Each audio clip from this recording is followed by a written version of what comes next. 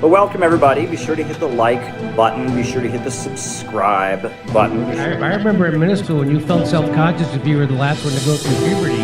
That really went topsy-turvy, didn't it? Sometimes the Hasbara, it's too much explaining yourself and it's too apologetic. Be sure to hit the notifications bell. I actually do believe Israel won't just bomb countless civilians. Be sure to tweet this out. Be sure to put this up on your Facebook. You have to be kind to people. Be kind to the guys in this mess in the first place. Put this up on your Reddit. Chile is a country. Be sure to cut and paste,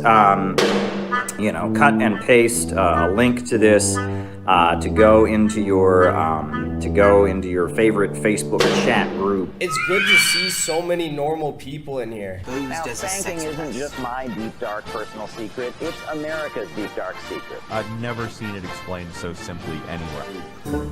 Put this on WhatsApp. Put this on Telegram. Put this on your favorite messenger app. Hello and welcome to the Untitled Anarchist Seagull channel. I'm your host, an Untitled Anarchist Seagull called Elise. And, well, how's everybody doing, chat? I mean, on the subject of how everyone's doing, you really have to say, every time you see Erica Kirk, the way that she's just blossomed since she's entered her widowhood era, you really have to think to yourself that being married to Charlie Kirk really is everything it's cracked up to be. I mean, look at her. She's just really coming to her own. She's a villain in her own right now. She doesn't have to walk in the shadow of that shithead. The motherfucker looks like they photoshopped his face on like a Nazi Gumby. She's just out there living her best life. You know, it's just clear, you know, there's some men who are the Marian type. And there's some men who are the inheritant type. And, I mean, I think we know which one Charlie was. I mean, let's face it, Ezra Klein looked more broke up about Charlie Kirk than fucking Erica did. Hell, Gavin Newsom did too. I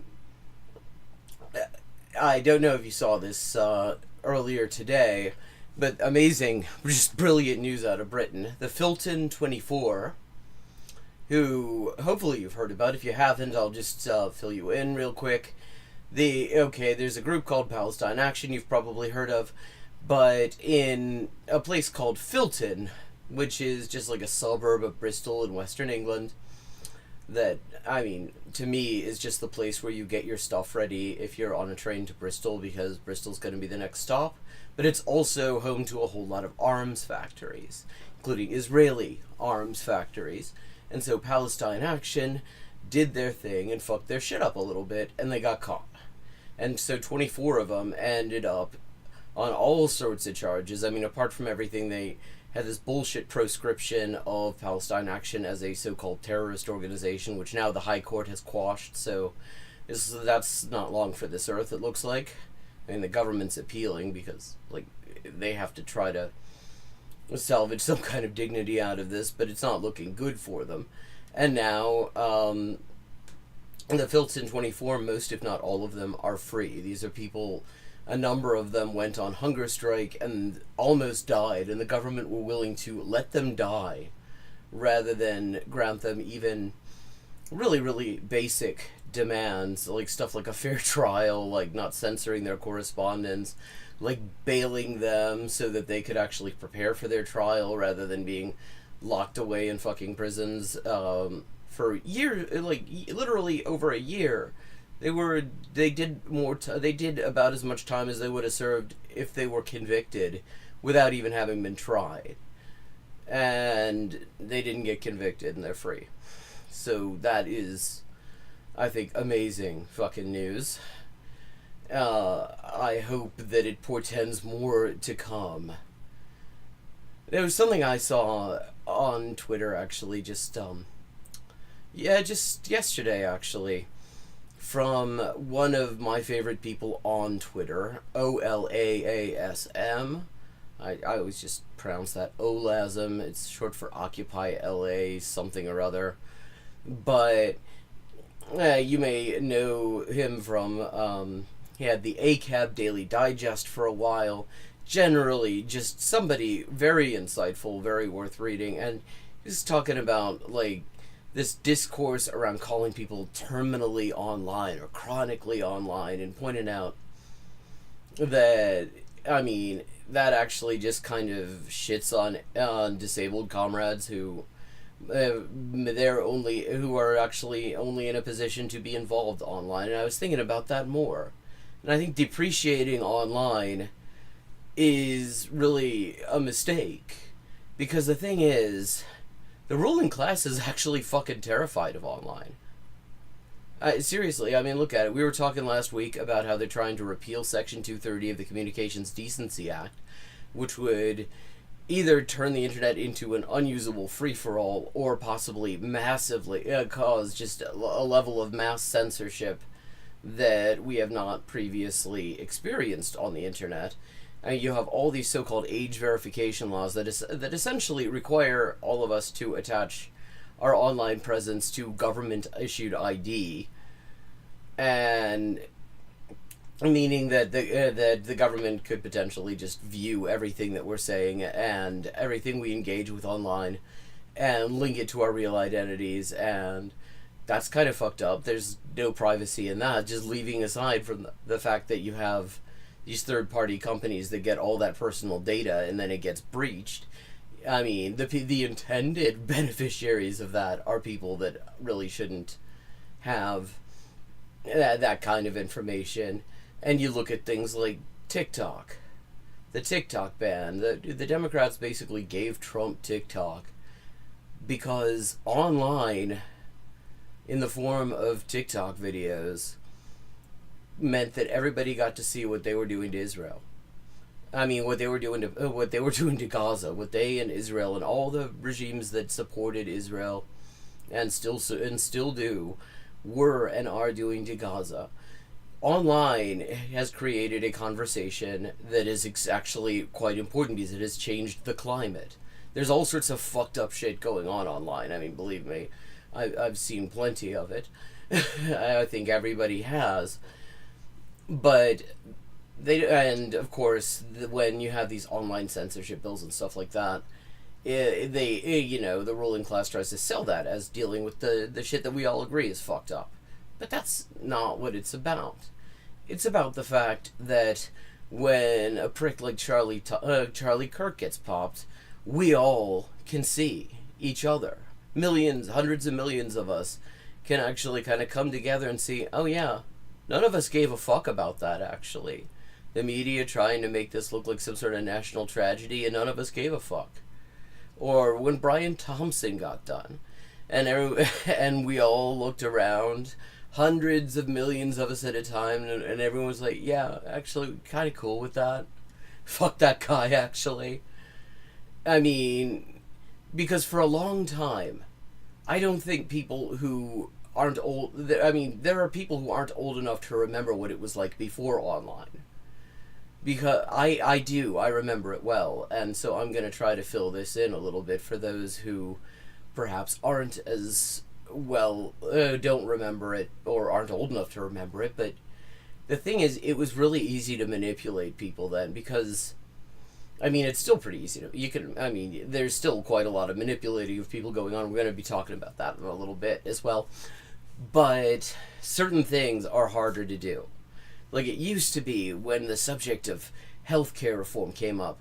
You could have articles in the New York Times and be like, people who talk about advocating for universal healthcare don't understand the American mind.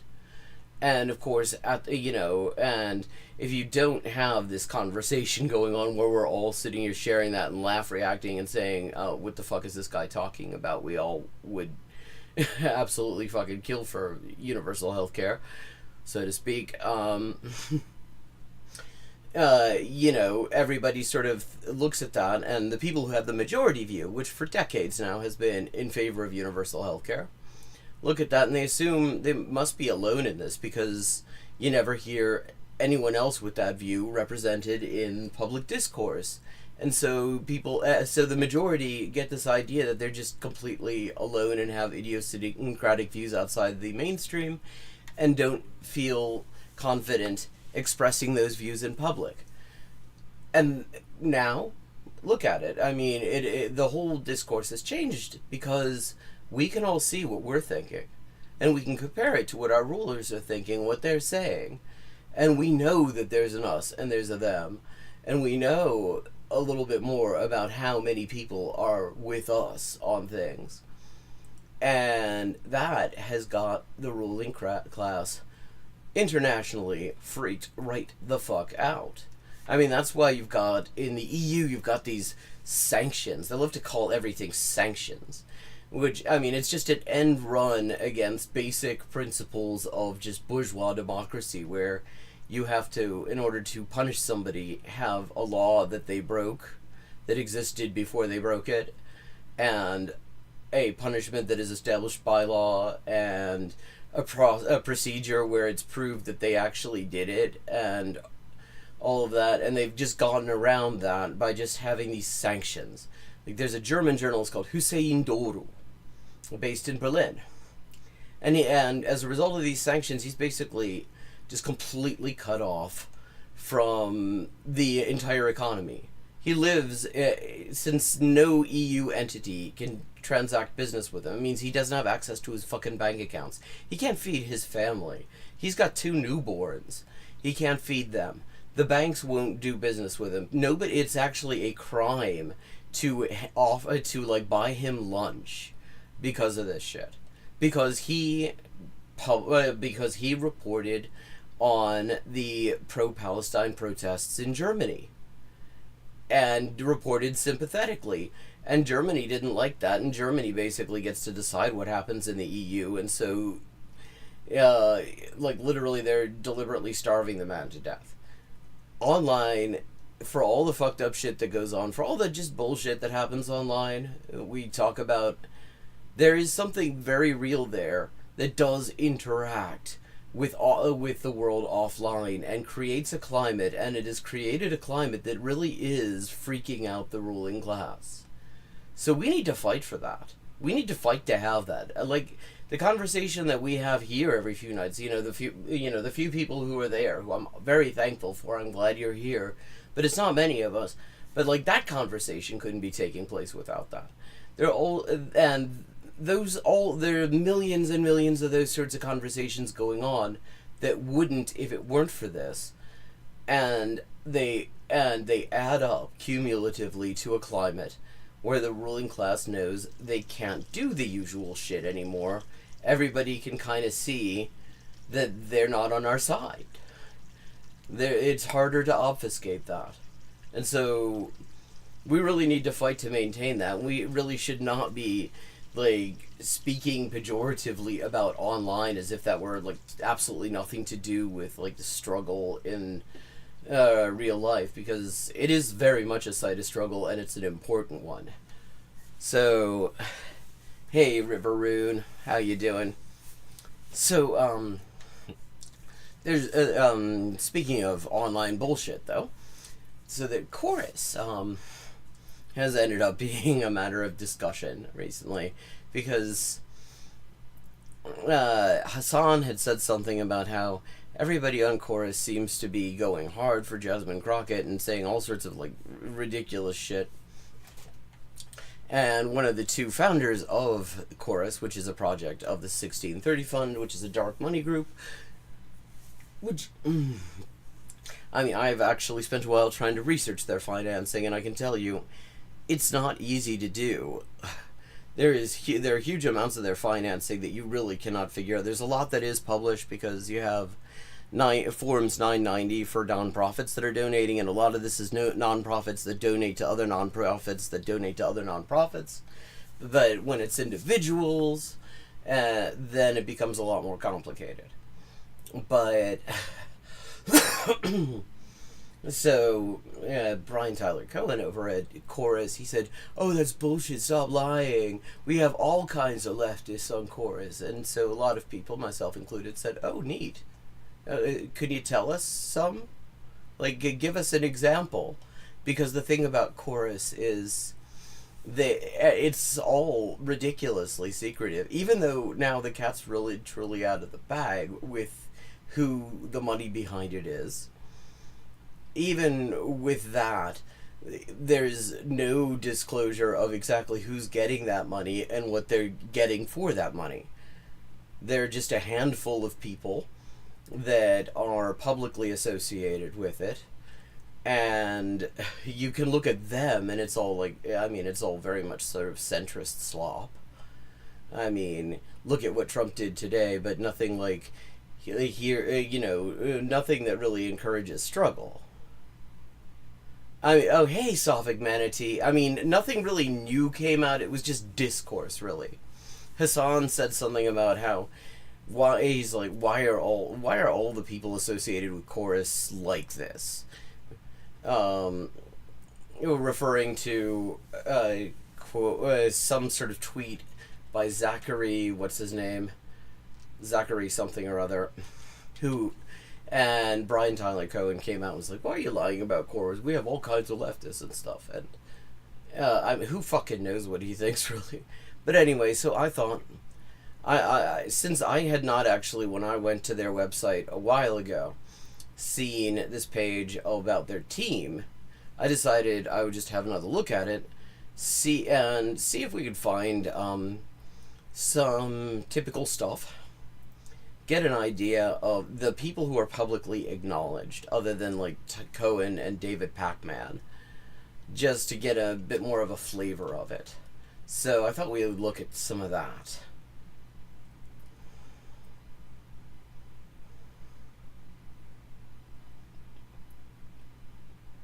Okay. Let's see what we can start out with. This is someone called Micah Irfan. And one of the things, yeah, something like that. I mean, it was, his replies were nothing but people saying, yeah, for example. And I should have gotten something in my mentions and replies if there had actually been an example provided in the last 24 hours, and there hasn't been. So, one of the things that I find useful in this context, because it is just the fucking premier moral issue of our time, and a very clear litmus test to tell you what kind of people you're dealing with, I decided to just see what any of these people had posted related to Israel, related to Palestine, to Gaza. And so this is Micah Irfan on, will the Iran-Israel ceasefire last?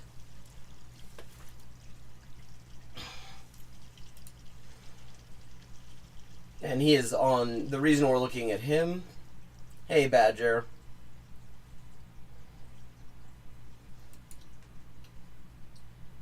okay, 31.8 thousand subscribers, suscriptori.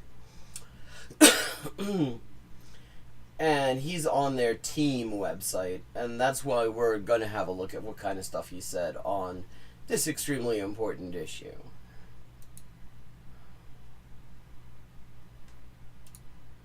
Full screening. I've never watched this guy. In fact, I really had never heard of him until I saw him on the website. So you're seeing this at the same time that I'm seeing it for the first time. If anyone knows other stuff about him, please in chat, feel free to jump in.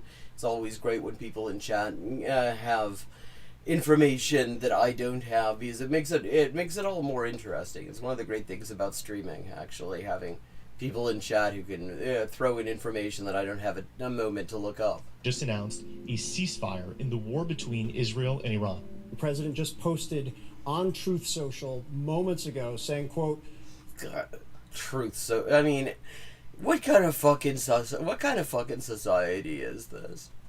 A ceasefire has been, quote, fully this is agreed to before he started thanking us for our attention to this matter. I mean, and first of all, let me just say, I mean, this is 7 months ago. The reason we're looking at it now is because I wanted to know what this guy had to say about, you know, Palestine and stuff. By Israel and Iran, there will be a complete and total ceasefire 6 hours from now. Again, this just happened. but that doesn't mean we get to breathe a sigh of relief just yet. Okay, but breathe a sigh of relief for whom, though? We've seen recent ceasefires collapse almost immediately after being agreed to. The ceasefire in Gaza has been shattered after Israel carried out deadly strikes against Hamas. All right, more than Yeah, against Hamas. Okay.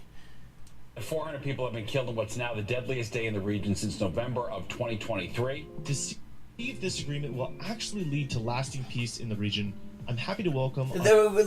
First of all, one thing to note, and I'm sure everybody remembers this, and if you don't, there was no agreement. Iran agreed to nothing. They simply said, if you stop attacking us, we'll stop counterattacking.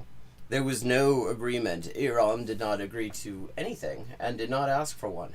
It was Israel that was begging for one. This show's resident foreign policy expert, Griffin Phil. Griffin, welcome to the show. Thank you, Micah. It's great to be here. Griffin, before we can understand... Okay, what's his name? Griffin Phil? Who the hell is this guy? Okay. So we've got a whole new... okay. Does he say what this guy's name is? Is it written down? Because I'm kind of curious.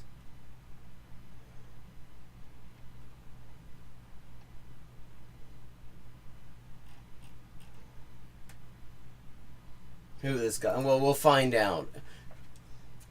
We'll find out soon enough what kind of guy this is. I've never heard of him. And if this war is truly at an end, we need to first understand how it started. How and why did Israel start this war? I mean, admitting that Israel started is kind of promising. Two-part answer. First of all is the sort of nuclear aspect to it. The Iranians have been pursuing some sort of nuclear program for the... just kind of helpfully putting a mushroom cloud there. Even though it's a lie, they're pursuing nuclear energy. They actually have a fatwa against anything other than civilian nuclear projects.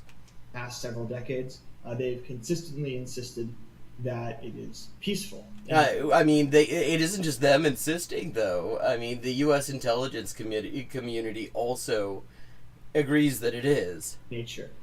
They do have several nuclear power plants, and some elements of their nuclear program are clearly oriented towards civilian power. It's not entirely a sham in that it actually... not entirely a sham. That's so big of him. Okay, I gotta look this up. Griffin Phil.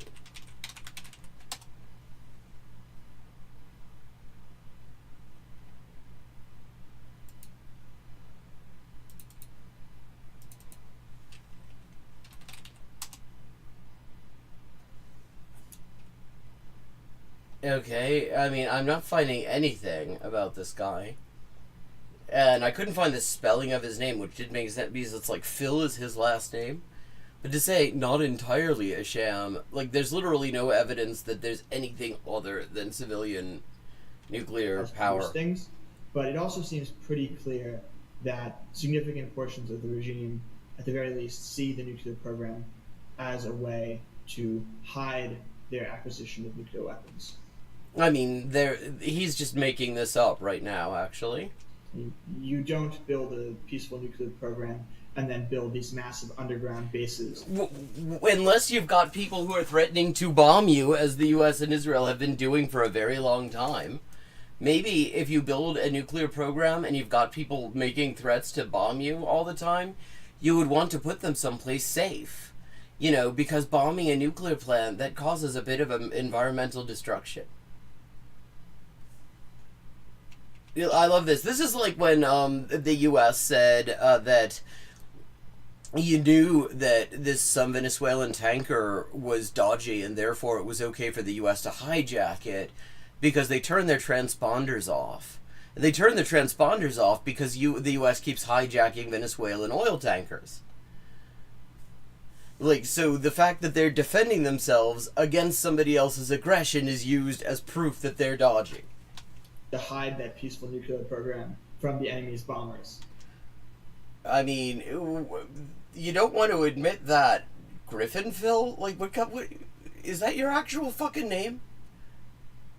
Not Phil Griffin? Like Griffin, like that, like the Greek mythology? I mean, you kind of gave away the game there. Yes, it's about the fucking enemy's bombers because the U.S. and Israel keep on talking about bombing them. So the Iranians have been pretty open about that, to be perfectly honest. The Supreme Leader theoretically has condemned nuclear weapons. Not theoretically. And not recently either. I mean, it has condemned, makes it sound like it just happened 5 minutes ago. Their fatwa on nuclear, biological, and chemical weapons has been in place since the 1980s. That Iran shouldn't get them.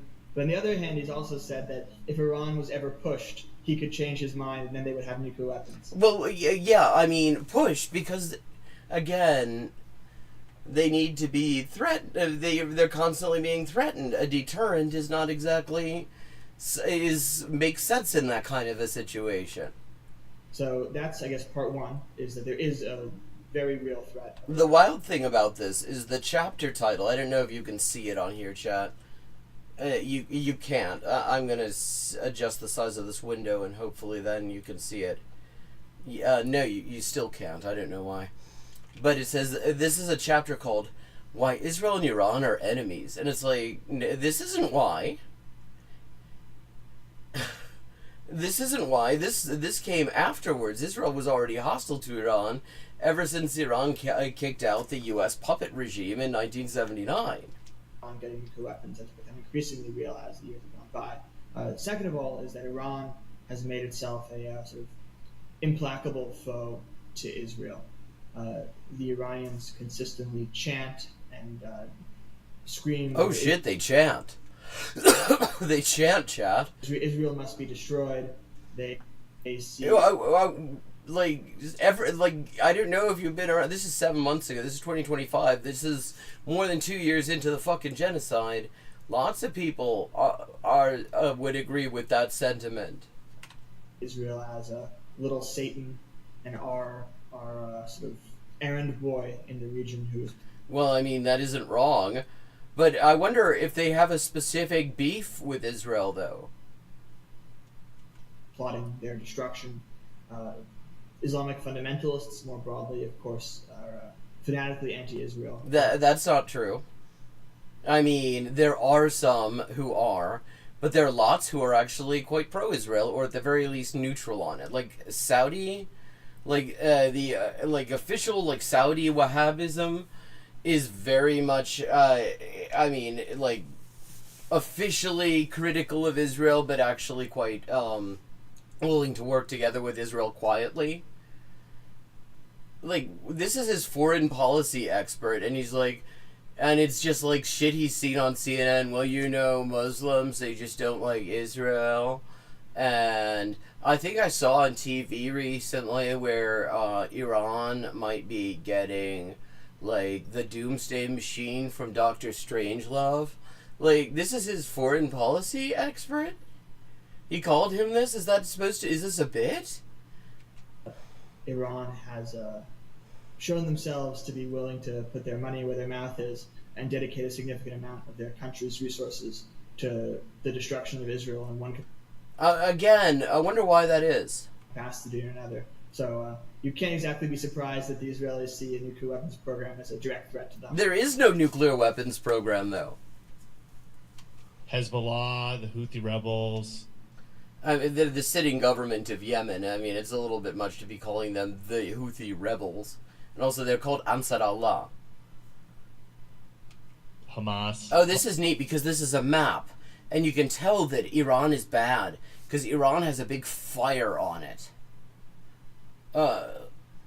Or is that, okay, there are little fires in other places. Yeah. So, what are we supposed to be getting from this? Okay, at least this map correctly states that the Yemeni governing movement is called Ansar Allah.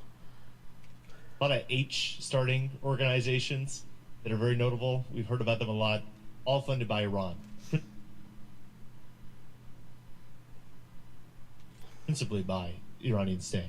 So Israel doesn't want their number one chief enemy in the region, the one that they're constantly fighting with in proxy wars, to have nuclear weapons. They're not fighting in proxy wars. He just drops that like a fact. I mean, and it's so cute how he's just grinning as he's saying this too.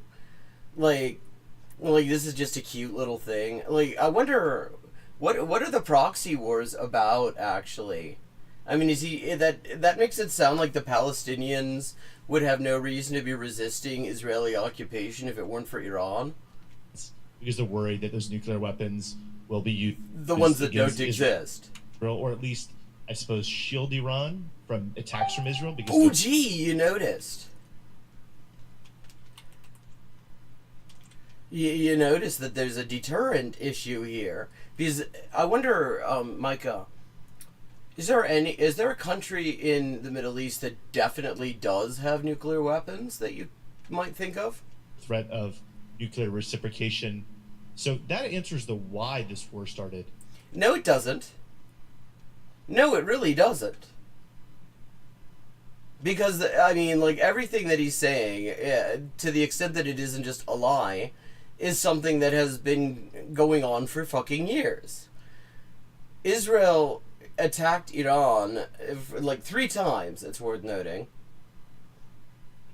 But they did not. But they had not done that previously. Three times includes the attack on Tehran during the inauguration of the current president of Iran. That includes the bombing of the Iranian consulate in Damascus, and the war 7 months ago. But like, none of that actually explains why in this particular moment Israel decided to commit an act of aggression that the U.S. joined in. How did it actually start? They've been fighting each other, these proxy wars, for a long time. What proxy wars are you talking about, though? The actual combat between these two nations has increased in intensity. What's this fucking smile as he's talking about this? What's so funny about it? Like, why is he so... He's like, look at him, he's fucking grinning.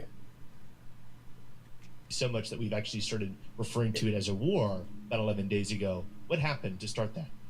So this war was made possible by October 7th. Okay. This is going to be great. Hamas's decision to attack Israel on October 7th basically opened the door to this, because traditionally, everyone knew that the Israelis could attack Iran if they wanted to. Nobody really believed that Iran could Hello, Emily's 1255. Like, stop Israel from doing that. The threat... Well, except that now we know that Iran could indeed stop Israel from doing that. Because Israel was the one that wanted the ceasefire. And the U.S. also begged for the ceasefire. That was the fucking newsflash of this war, was that actually, as it turned out, Israel could not attack Iran without consequences.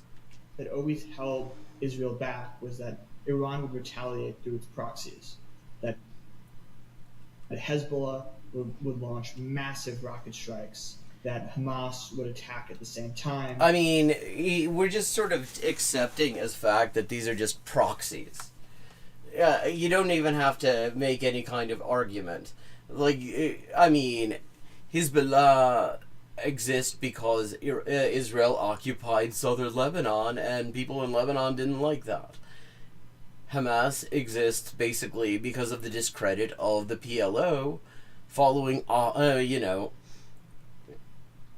starting in the 1980s.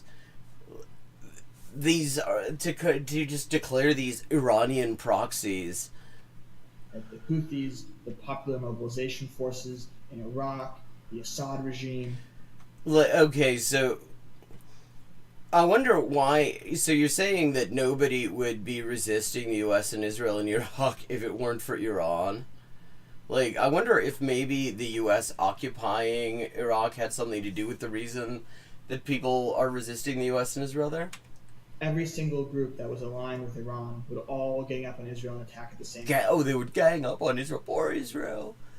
Yeah, Israel can't even do a genocide in peace. Like, what the? This fucking guy. And instead, Yahya Sinwar, the leader of Hamas, his decision. I mean, not the leader of Hamas. He was like this guy. This is just basic facts that he's getting wrong now. Like the leader of Hamas in Gaza, that's true, but not the leader of Hamas as a movement as a whole. Attack Israel, and then a few months later draw Hezbollah into it. It wasn't a few months later actually. Like, did this guy prepare for this? He's actually. Yeah, Hezbollah opened their support front, as they called it, in the north, almost immediately after the October offensive, Al-Aqsa flood. A few months later, draw the Popular Mobilization Forces in Iraq into it. I mean, the idea that... I love how it's all this big Iranian conspiracy. Like, it couldn't be anything to do with anything Israel's doing. They couldn't have a specific reason. It's just this big Iranian conspiracy. Nothing else going on. Like, there isn't, like, a genocide going on. Allowed the Israelis to basically fight every single one of Iran's proxy groups one at a time. And now the Assad regime is gone. Hezbollah is shattered. Hamas is basically in hiding within... That's just not true. Pockets of Gaza. They're not in hiding. Like, this is 7 months ago. Hamas is not in hiding in pockets of Gaza. They have 20,000 fighters. They were never defeated in the field. They destroyed more than half of Israel's armor. Like, Israel was never able to hold onto a single bit of territory while the fighting was going on. So this is just like Israeli triumphalism here. The Houthis, their command and control system has been badly disrupted, and they don't... No, it hasn't. ...have the offensive capacity that they did a year ago either. That's also just not true. Like, the reason that they have not been enforcing their sanctions against Israel is that there is technically this ceasefire on, and they take their lead from the Palestinian resistance, not Iran. Iran told them to cool it, and they actually publicly told Iran to fuck off. They were not going to be taking direction on this from Tehran. They were going to be taking direction on this from Gaza and the West Bank. The reason, the last time there was a so-called ceasefire that only the Palestinians really honored, Yemen did the exact same thing.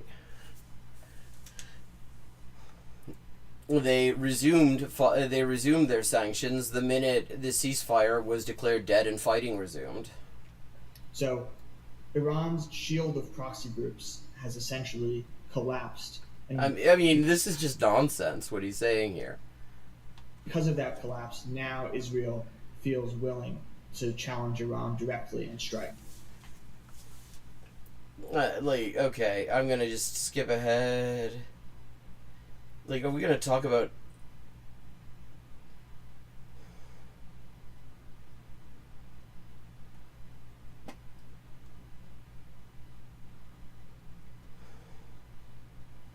Okay.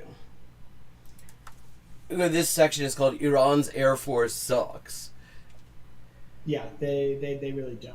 I think the Iranians, we've been very afraid of them for their proxy networks, but... again, with the proxies. A country like Iran, even though it has a significant amount of oil wealth, it has a limited amount of money. And every dollar that they've spent on those proxy networks has been a dollar they have not spent on their conventional... Who the hell is this guy, anyway? I've never heard of him. And he's in this... forces at home. And a consequence of that has been that... I wonder if the reason that Iran is having difficulty with money might be something to do with the economic strangulation by the U.S.? Iranian air defenses are very outdated. The Iranian Air Force... actually, their air defenses held up pretty well. ...is essentially a joke. So the Iranians have had very little ability to resist or counter the Israeli strikes. Except for their fucking massive ballistic missile strikes that completely depleted the Iron Dome and the THAADs. Within Iran, they've only been able to retaliate, and that's because the sort of strategic choices they made and how they've spent their money. It's left Iran very vulnerable. Right. So now a ceasefire deal has been struck. I mean, again, calling it a deal. There's no deal. It's announced by the president on Truth Social, and he announced it before Israel and Iran had seemingly put the memo out to all their senior officials. So there's a lot of yeah. In fact, Israel continued attacking, and Iran continued counterattacking. Nobody had heard about this until he does. Okay. Confusion on social So media. that's really kind of enough of this jabroni.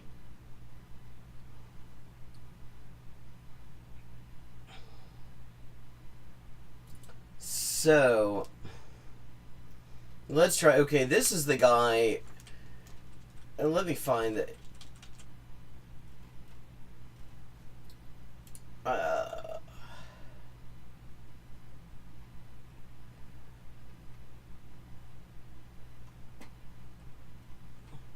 I'm trying to find the Twitter thread so I can get this guy's name right.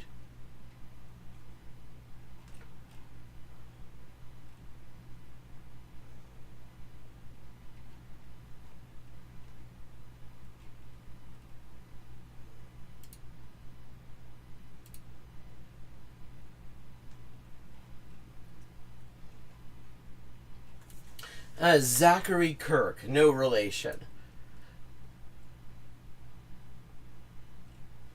Who claimed that Jasmine Crockett was a favorite of the far left until she ran for the U.S. Senate, and then he admitted later on in the thread that obviously she wasn't a favorite. Because, I mean, you couldn't claim otherwise.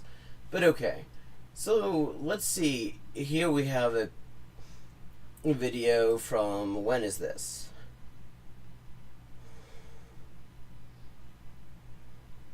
Angry about what social media. Okay, this is 2 years ago. He says, "Is there anything we can say right about the Israel-Hamas war?" Okay, that already, it gives us a little bit of an idea. Just calling it that. Just calling it that tells you a whole lot. Is the notion that this nuanced dichotomy doesn't exist because it does. Oppressed people are oppressed people are oppressed people. And the issues they're dealing with now in 2023 are issues that I wish they didn't have to deal with from 1947. And I wish that we could have found a way to fix this then so we wouldn't be where we are today. But this is what happens when we fail to do the work that's the hard work, the contentious work of solving international problems when they first began. And we let them fester and we let them... It feels like this is starting in the middle of something, strangely. Continue to get the guy on the top right is the chorus dude. Point, people would continuously die. So instead of having a 2-day war, a 6-day war, we now have a 75-year war that has no end in sight, and that's exactly what we are living through. And you brought up a good point with this social media influencer. I pulled up a post. This social media influencer. Okay, I'm gonna pause it so everybody can read it. This is someone called Gwendolyn Wallace. Not familiar with her. She says, "There are infinite reasons why the black freedom struggle and Palestinian freedom struggle are directly linked, and I wanted to share some of them because I think many black people, especially black USians, are more quiet about Palestine than we ought to be. Israel directly contributed to the increasing militarization of U.S. police, ICE. U.S. gives over $4 billion to Israel every year, removing resources from poor black communities to fund the U.S. war machine. Even tear gas used on Palestinians was the same gear used on protesters in 2020. Both struggles are against racism and colonial violence." Okay, so what is Chorus's Zachary Kirk going to have to say about this? On Twitter, said there are infinite reasons why the black freedom struggle and the Palestinian freedom struggle are directly linked. And she goes on. And her first point talks about Israeli people supporting the NYPD. Not Israeli people supporting the NYPD. Yeah, she's talking about direct Israeli training relationships with the NYPD. Police department. Her second point talks about tear gas. What does it say about tear gas, though? It says a little bit more. It wasn't just about tear gas. Then, when I researched her, she is a children's lit author who lives in London. So what? I'm not trying to invalidate children lit authors who live in London. Well, I mean, it kind of sounds like you did. I'm just saying that it's interesting that she is talking about the Black freedom struggle from her flat. From across the sea. Well, yeah, I mean, it's almost as if there's a Black freedom struggle in Britain as well. It's almost as if those things are linked. Well, we're gonna pretend that that there isn't racism in London, that there isn't racism in Britain, that Britain isn't actually what kind of created a lot of this shit in the first place, and the U.S. isn't just a fucking subsidiary of that, historically speaking. Okay. Well, she gets to eat beans on toast. And most of her commentary, most of the people who ran to this post to love it and like it are Kenny, your ADOS brothers and sisters. That's not surprising to me.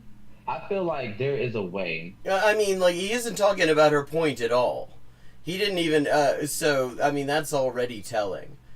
He's not addressing the relations between the IDF and the NYPD, or the IDF and ICE. He's not talking about the way, actually, the same weapons are used against Palestinians and black communities in the U.S.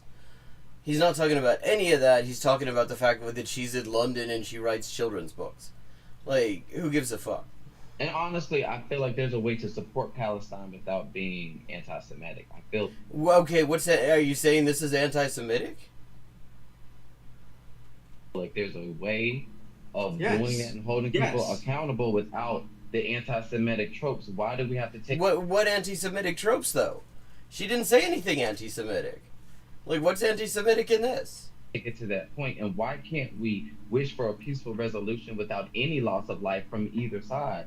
Why do I have... I mean, you can wish for anything, but, I mean, the reality is that probably that's not the way it's going to happen, because Israel isn't going to peacefully end apartheid and colonization.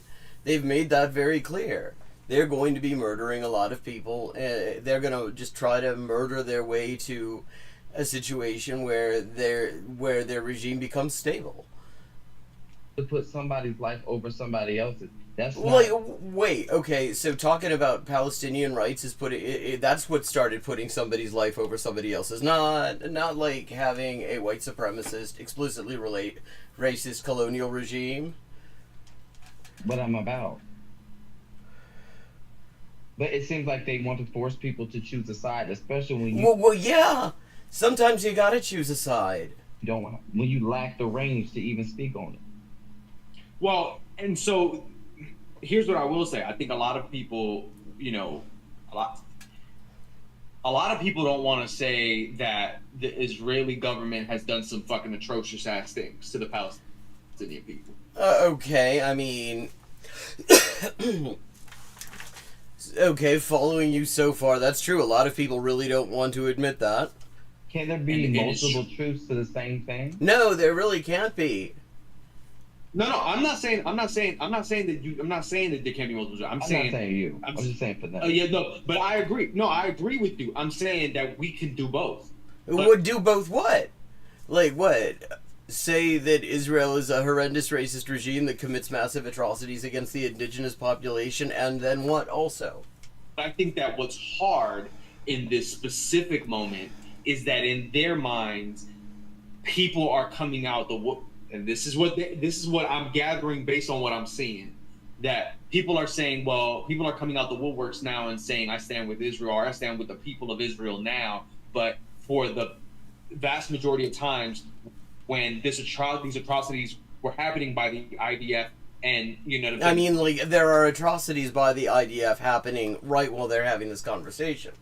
With Israeli defense forces, and they have been doing committing these atrocities against the Palestinian people that live in the Gaza Strip or the West Bank, and have been allowing people. Okay, I mean, this guy actually so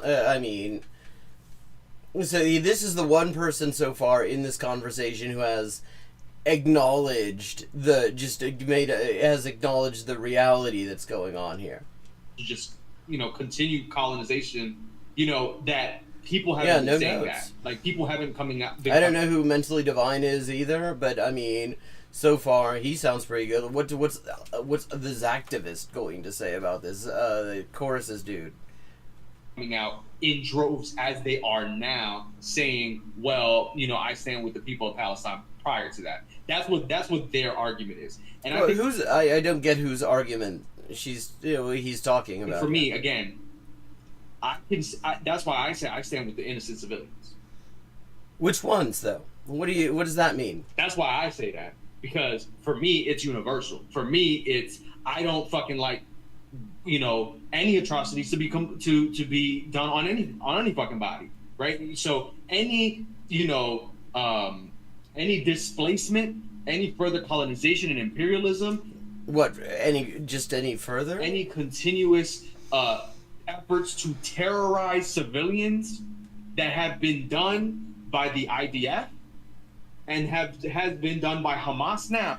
Okay, now we get into some both sides shit. Lovely. Should be denounced as vile.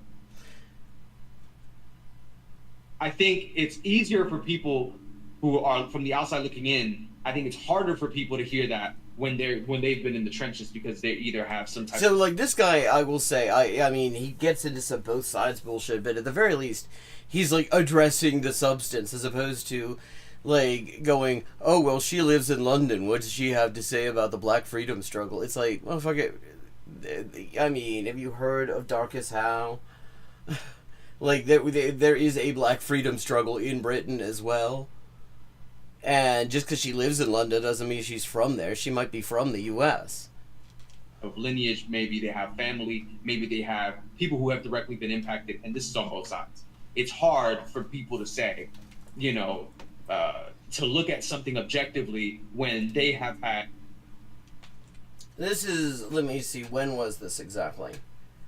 It really annoys the hell out of me the way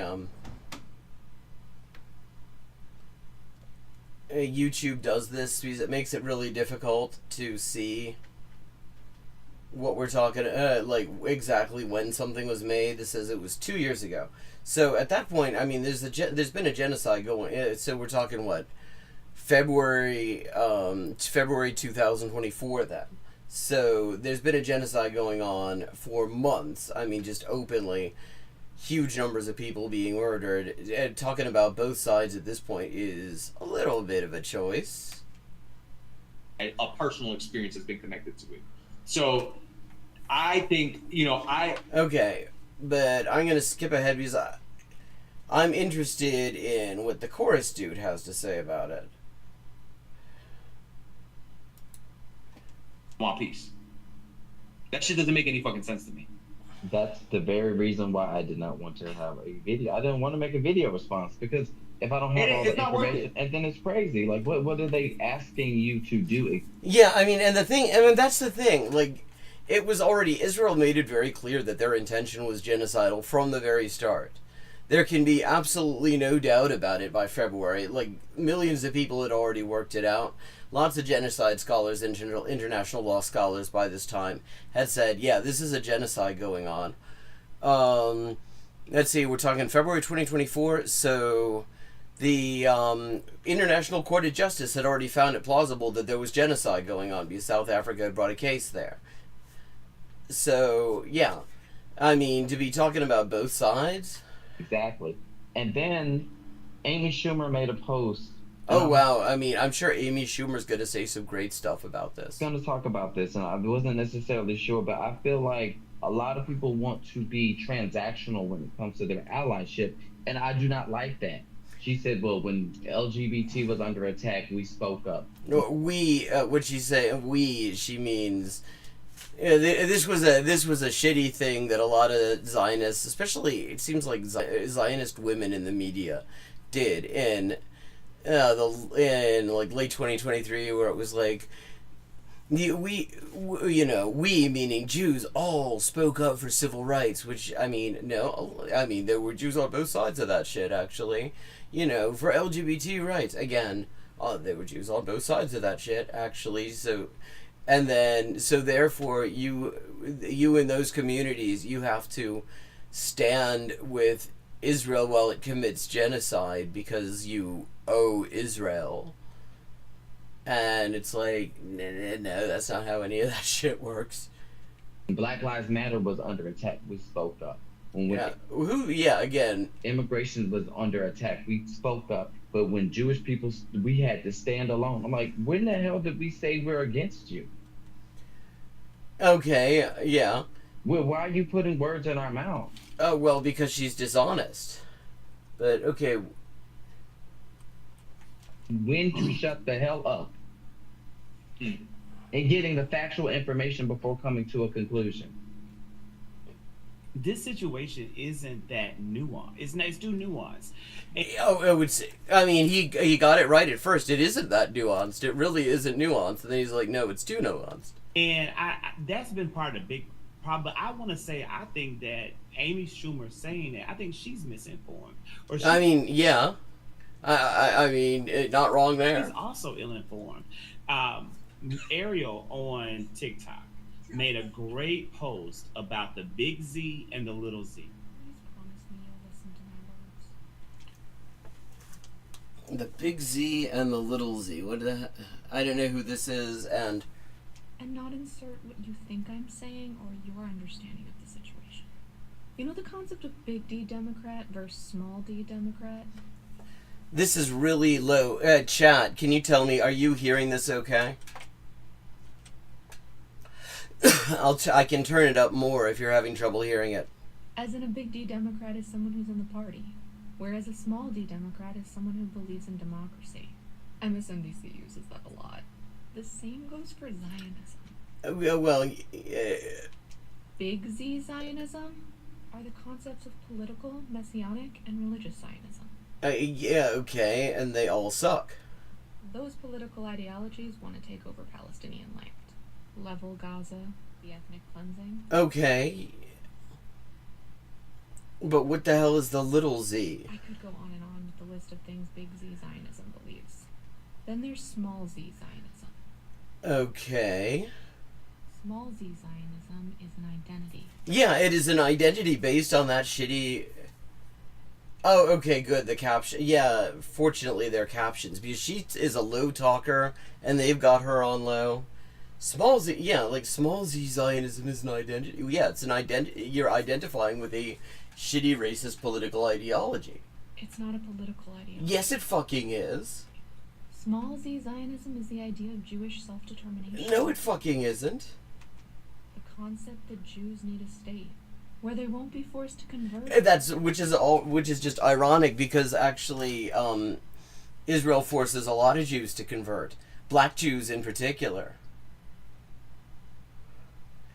Yeah, like people who are trying to find like there's you gotta understand there's a big W white supremacism and there's a small W white supremacism, and it's not like be unalived or be expelled. I mean, there are lots of countries where Jews aren't forced to convert unalived or expelled. Like, most Jews don't live in the entity. Because at least one of those three things has happened for all of Jewish existence. And to have that be where our holy sites are. Just like Muslims. Not at the expense of. But yes, at the expense of. Or instead of. But yes, instead of.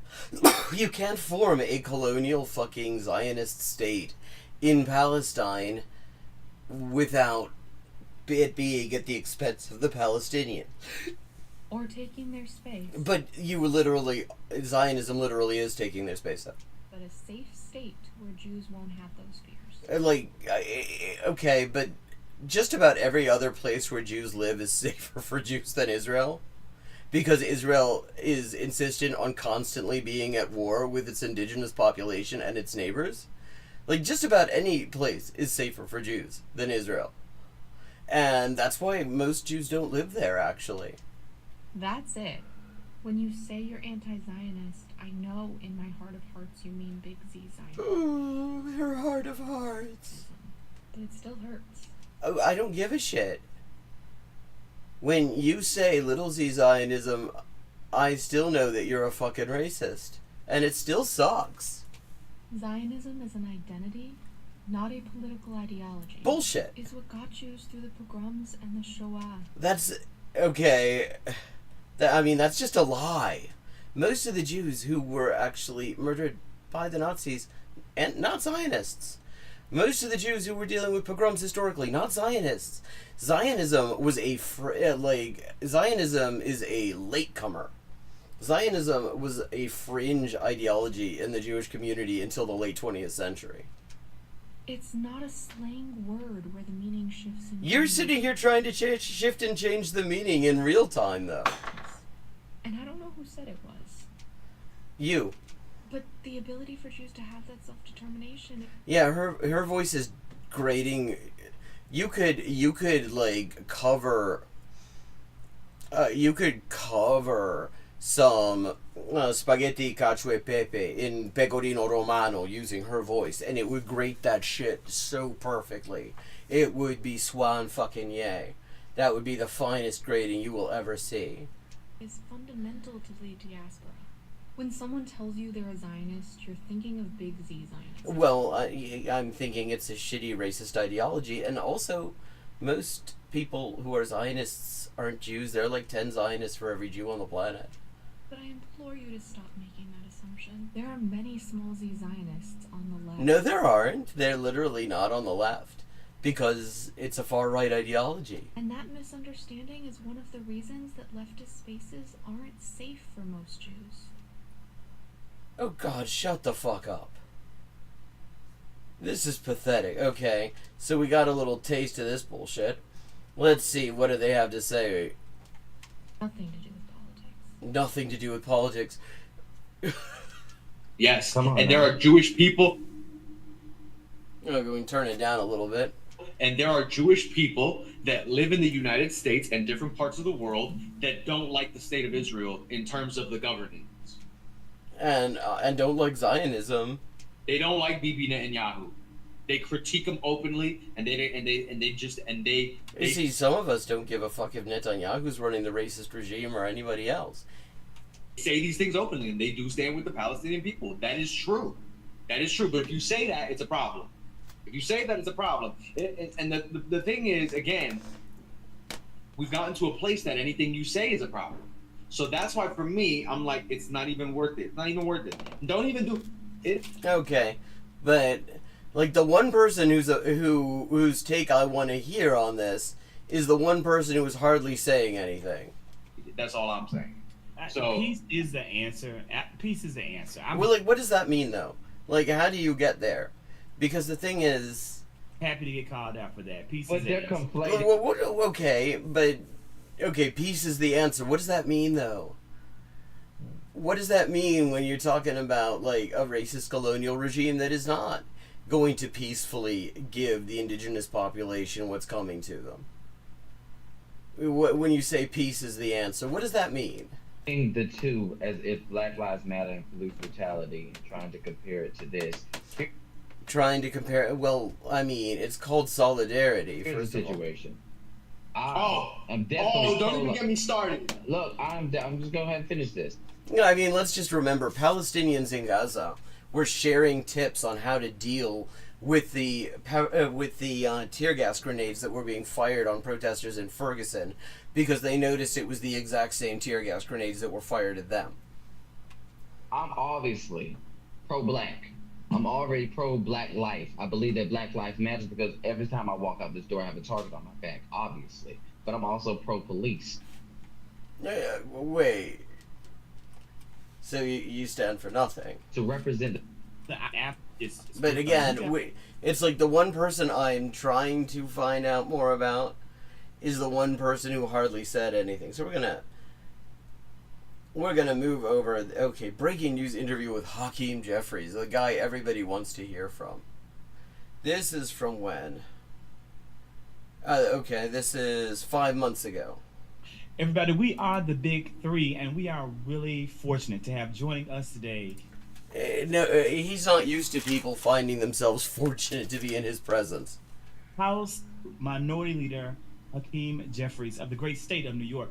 What's with the way he's sitting here? What's with this like video quality. It looks like he's being held hostage. Is he about to show today's newspaper? Leader Jeffries, how are you doing, my friend? Great to be on with all of you. Great to be on. And here's the thing. Here's a tell. Because politicians, especially like the Democratic Party in particular, I mean, they're not alone in this, but they are really kind of obsessive about it. They will not actually allow themselves to be interviewed by people who they don't think are going to be are that they think are going to be too critical of them. Like when Taylor Lorenz talks about this, because there were a bunch of like young TikTokers who really kind of won it for Biden in 2020, and they got a lot of praise from Biden, and they got a lot of access as a result of that, because they were seen as, they were seen as allies, they were seen as part of the messaging effort. And then they actually had criticisms about, like, the mishandling of COVID, about, the just screwing over the climate and stuff like that. And the response was not to engage with them and engage with their criticisms, it was to shut them out completely. So when you see high carrot politicians like this interviewing, I mean, this guy has on YouTube, what's he got? 2.93 thousand subscribers on YouTube. That's fuck all. So a guy like this is not going to be giving that meeting unless they are basically there to help him look good. On the big three, I feel like I've finally arrived. Yeah, right. Yeah, the 3,000 nearly subscribers.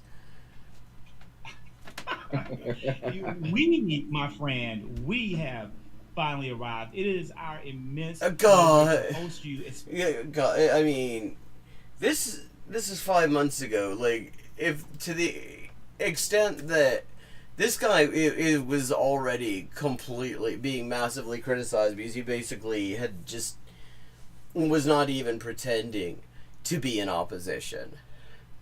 So to hear somebody be glazing him like this, just sucking up this shamelessly, especially at such a pivotal time as this. We have a lot to talk about, so we'll just jump right into it. I'm going to start right off with this. Like, you can thank somebody for taking time out of their day to talk with you and your audience without sucking up like that. Higher effort to redistrict. Donald Trump asked the leaders in the state of Texas, specifically Greg Abbott and their very crooked Attorney General Ken Paxton, to give him 5 additional he is crooked as fuck. seats because he knows that his policies are so unpopular. There's no way that the Republicans will maintain control of the United States House of Representatives. That has now resulted and triggered a response across the country, specifically in the state of California, where Governor Gavin Newsom is doing his level-headed best to fight. This is what he's like. This is okay. When did they cave on the shutdown? Everything runs together because there's constantly.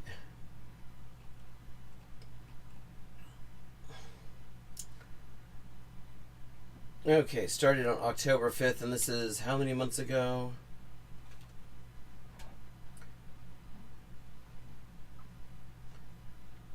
Five months ago.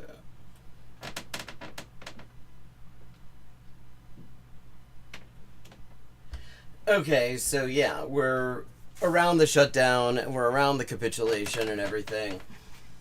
Like, so the first question is not about that. It's not about anything to do with that. Legal means provided to him to combat this gerrymandering.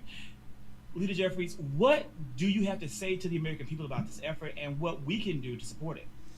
Like, okay, that's his first question. Okay, I don't even care what Jeffries has to say. I'm curious what questions he asks, whether he like offers any critical questions at all in this.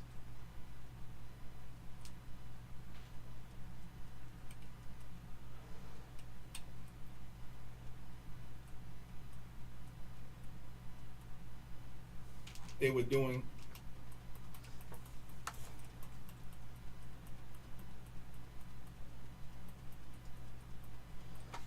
Well, he's so overexposed too. Like, does he not have anyone who knows how to adjust a webcam? Like, this is actually blinding. Yeah, I know. It's like, tell us there's like nothing to do with the shutdown, nothing to do with ICE. It's just literally a thing that the Democratic Party has decided they want people to talk about, and so he's asking specifically about something they want to be asked about. But I mean, sometimes you start out with something that people want to be asked about, and then you ask something critical. So maybe we're gonna get that. Let's skip ahead. What's the next question? Kind of kick us off in transition, but I want to interested in choosing who they represent, as opposed to allowing the people to make the decision. Now, Tiff, I'm going to go to you next. You can kind of kick us off in transition, but I want to take a moment and say something that Leader Jeffries can't say, or, you know, I'm not going to ask him to say it. I'm going to say it. Listen, Republicans are gearing up with their resources, and they're gearing up with their funding, and they're putting it all together, getting ready to give all they have to defeat Prop 50. They are going to have a massive campaign, lots of propaganda, lawsuits out the wazoo, even though they literally asked this to happen in Texas. It is our job. Okay. So it's not going to be known by the people. It's not going to make the airways. We know November. It's not going to be known by the people. It's not going to make the airways. We know that mainstream media is not giving. Yeah, like, this isn't mainstream media though. Like, if you're funded by the 1630 fund, I think that you still count as mainstream media. If like powerful politicians deign to show up on your fucking live stream, I think that counts. They've decided you are mainstream media. Just due to our Democratic leaders into the Democratic Party. So We have to do that. We have to spread the word. We have to encourage our friends, families, and networks to vote yes if they're in California, and we have to and I like nothing to do with like pressuring them and making sure that they actually like. Nothing to do with saying, like, well, what are you going to do for us if you want to have this redistricting and stuff like that? Not, you know, which would be, like, a reasonable thing to ask. To say, like, okay, you clearly want this. Like, what are we going to get if we do it for you? And basically, I want to say, obviously, this is not the end, this is the beginning, because we know that there are other states that are likely going to gerrymander. So we know Indiana's on the table, Missouri, Florida, Ohio, and then of course we have other blue states that are in play that, like, we're basically saying, like Maryland, we're like, okay, try it, and okay, so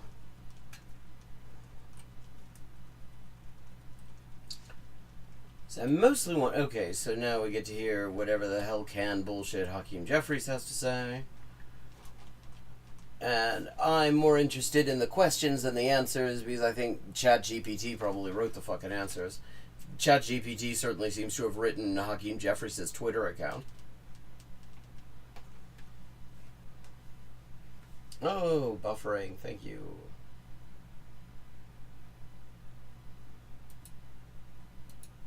We have to make sure that they're the ones that's being placed, their feet is to the fire, and they're the ones being placed the blame for all that's happening. So to speak, prepared graphics to, you know, go ahead and shut this down with messaging, because we have to make sure that the American people know that this is Republicans that's doing this. We don't want to shut it down if we don't have to.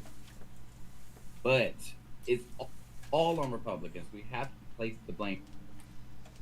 Except the thing is, it's like, that was the wild thing. They were like not wanting the credit for actually doing the first thing that made them look like an opposition. Donald Trump is the president. He's a Republican president. Okay. Oh, no, wait. Okay. Confused me because I thought it was immediately like switching the window format when the speaker switched, but it isn't. Or reverse the cuts to Medicaid and protect our hospitals, nursing homes, and community-based health clinics. If so to that, make it plain, we could do. I'm sorry. No, No, go if ahead. none of that happens. No, I was gonna say to make it plain before you go into the second part. Like, look, if a shutdown happens, it's on the Republicans. Period. Point blank. Okay. No other questions. No matter how the media tries to spin this to get. Okay, so I mean, this is just God. This is more canned than fucking sardines. Okay, so skipping. See if there's an actual question rather than just. I mean, so far it's just been straight up glazing.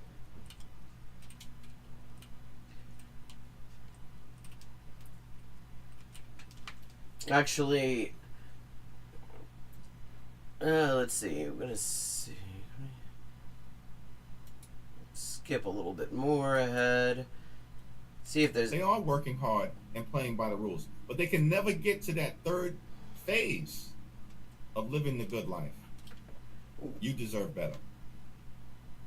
So is that message going to be consistent across? Oh, okay. Okay, now I have to know what the fucking message was, just real quick, because it sounded weak By the as shit. rules, live the good. When you work hard, when you play by the rules, you should be able to live the good life. Well, what the fuck's the good life exactly? Fundamentally, that's the American dream. Yeah, I mean that is Sophic Manatee or Sophic Manatee. Yeah, exactly. It's ridiculous, and it has a lot to do with the fact that you really this space, like the influencer space, is completely. There are no standards. You can say anything, like. YouTube will label something if it is funded by a government. Sometimes it will label, it not always consistently, but if it's funded by a government, it will be labeled.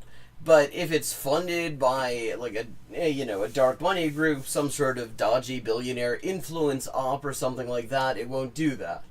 Even when that funding information is actually publicly available. Work hard, play by the rules, live the good life. And we define that in at least 5 ways. Good paying job, good housing, good health care, good education for your children. Well, what does good health care mean, though? And a good retirement. And what we want to do as Democrats is actually work toward making that happen. Like, what does that mean, though? Like, none of those things is at all specific. So, like, if you're like a journalist, if you're a serious independent media influencer person, the questions that you would ask are things like, when you say good healthcare, are we talking about universal public healthcare, getting the insurance companies out of here so that we can actually have a decent healthcare system? You know, when you say good education, do you mean that we're going to continue to have to pay through the nose and go into huge debt just to go to university? Or maybe could we have, like, publicly funded education? Like, what's the fucking proposal? This is nothing. Saying, oh, well, the education will be good. Well, what the fuck does that mean? As opposed to people just struggling to live paycheck to paycheck, even though they are working hard and playing by the rules. But they can never get to that third phase. Like the third... living the good life. You deserve better. So is that message going to be consistent across all... Every district is different, right? So, I mean, like, all they're doing is... Okay, they're asking about fucking messaging. Okay...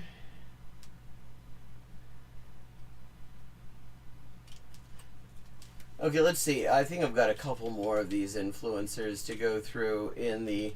Oh, we've only got a few minutes.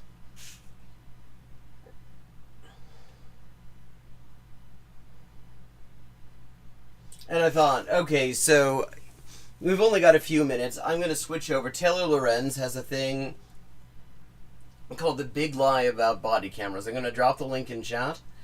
But this is probably going to be good. I mean, anyone who has been following the stream knows I appreciate her journalism a fair bit. And, oh, is that Alec Karakatsanis? Then this will definitely be good. It has grown exponentially. Is that who I think it is? Because if that is, then it's going to be really good, because he's excellent. Oh yeah, it's Eric. It's Alec Karakatsanis. Okay, this will definitely be good. Definitely worthwhile. And I'm going to drop the link in chat. We're just going to do a little bit of a preview of it here. But if you're at a loose end for something to watch, I mean, he's the author of the book Propaganda, which, among other things, talks about like what bullshit it is to pretend that body cams for cops are like an accountability measure or something like that. So we're going to just look at this a little bit for the next couple of minutes before we wrap up for tonight, because I'm pretty sure this is going to be really good. And as it has grown, the police and the policing industry have come up with even more frightening ways of using it. In the wake of the horrific murders of Alex Preddy and Renee Good by ICE agents, Democrats like Chuck Schumer and mainstream media pundits have been calling for more body cameras. Because, you know, I mean, this never would have happened if it had been on film. Like, more people watched fucking Renee Good get murdered than watched Melania. Come on. After Kristi Noem announced that all federal agents would begin wearing body cameras on patrols, many progressives online celebrated. As was the case with the police before ICE, body cameras are increasingly being presented as a technological fix to deeply rooted institutional problems. But while they might seem like a good idea, body cameras actually have the opposite effect of what many in the media claim. Okay, yeah, this is going to be good. I mean, the fact that she's interviewing him on this, I follow him on Twitter, and let me see. I'm going to try to get. I'm going to get his Twitter ID here. Okay, that's equality on Twitter. He's Equality Alec. Definitely, if you're on Twitter, he is absolutely worth following on these things.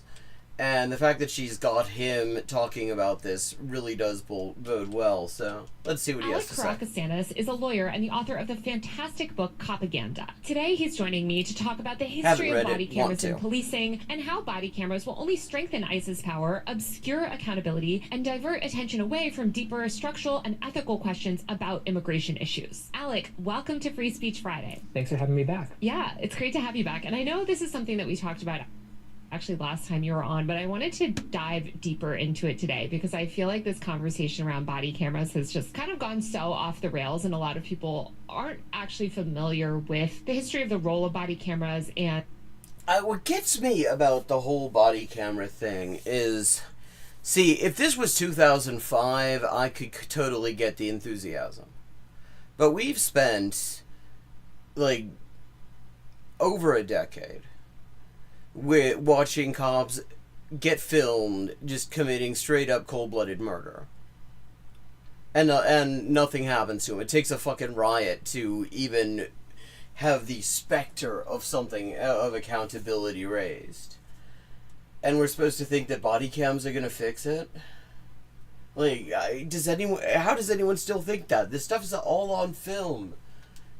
And what they actually do. So to start off, can you tell me a little bit about when body cameras first emerged and how they were used? So body cameras first emerged for police more than 15 years ago.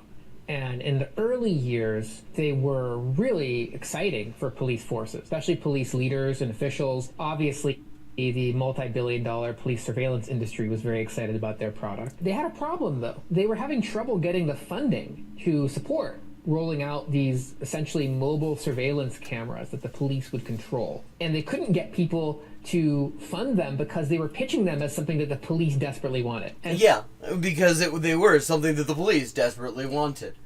Okay, it is time to wrap up for tonight. Thank you so much to everyone who joined in. I hope you enjoyed the stream. I hope it was interesting and stuff. And if it is the sort of thing you would like to see more of in the world, and then one way that you can do me a big solid is by helping fund the crowdfunded translation project. I am $135 short of my fundraising goal of $300 for the translation that is the first in a series of translations of articles from the legendary revolutionary left Chilean journal Punto Final from 1968 to 1973. which their analysis of the political situation in Chile really aged extremely well. And these articles deal with subjects about like the climate on the eve of the election of Salvador Allende, the ruling class and the ruling class's resistance to the Allende government, the looming coup, and what was known about the coup in advance of the coup in Chile. Really interesting stuff. Never been translated into English as far as I can tell, and so I'm doing that. I'm starting with an article called Balance de una campaña, talking about the political climate in Chile immediately following the in the run-up to the legislative elections of 1968, so a little over a year before Allende gets elected. And I'm trying to raise another $135 for that, and if you can support that, it is very much appreciated. And if you would like to help me just raise awareness of it, check out a page on Facebook called Crowdfunded Translation Project News. Follow and share the posts there. Have a good night, and I